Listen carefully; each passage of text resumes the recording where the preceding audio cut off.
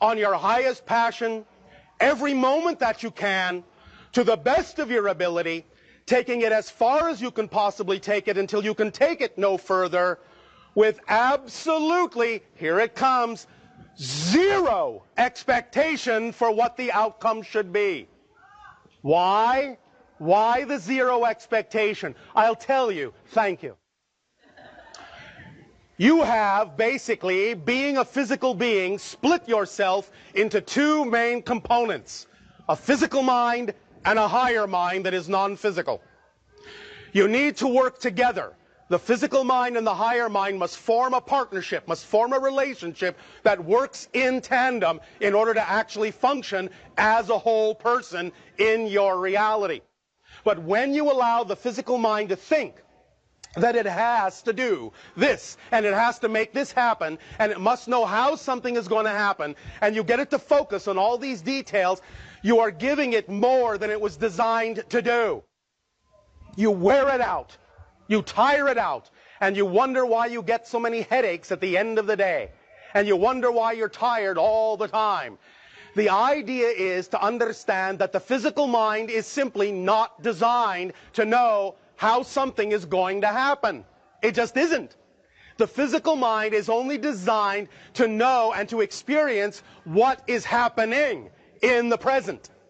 The higher mind knows how something is going to happen.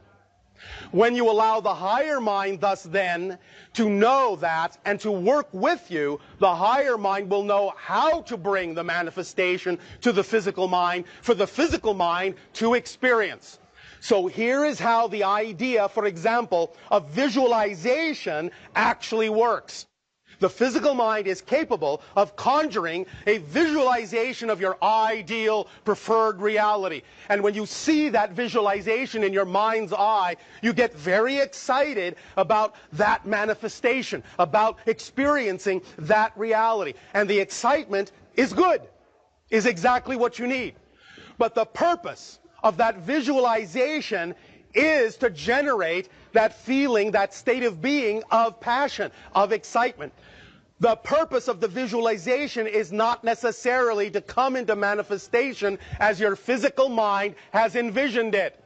Because your physical mind, what it may think is the most ultimate representation of that reality, what it may think is the absolute top, what it may think is the absolute ceiling, to the higher mind is just the floor, just the beginning of what could manifest.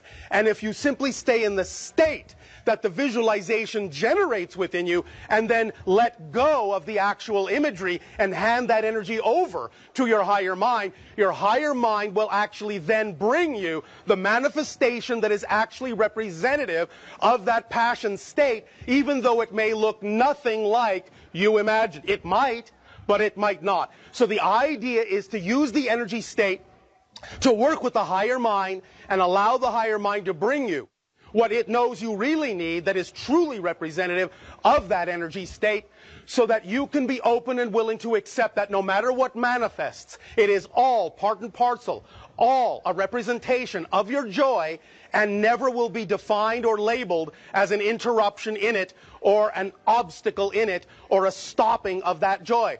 Because your physical reality, as we said, is only a mirror. And whatever you define it to be, whatever you believe is most true, is what you get. So it's very important to pay attention to those beliefs and those definitions, for it is those and only those that create your physical reality experience. Because nothing in physical reality has built-in meaning. Nothing has automatic meaning. Everything is fundamentally without built-in meaning. The greatest gift, and I know this sounds strange in your language, the greatest gift creation has given to all of you is that life is fundamentally meaningless. That means it has no built-in meaning.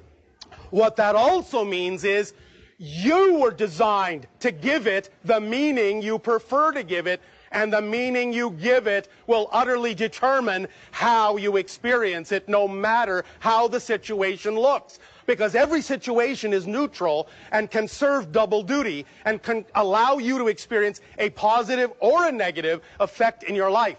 It isn't how the situation looks that makes the difference. It's how you respond to the situation that makes the difference in terms of the effect that you experience. So let go of the idea that the outer world needs to change in order for you to know that you have changed. Just make the change within yourself, know that you have changed, behave as if you have changed, and then you will prove to creation that you have changed, because you will be responding differently to the outer reflection, even if the outer reflection stays the same. That's how it works. Does that make sense to you all?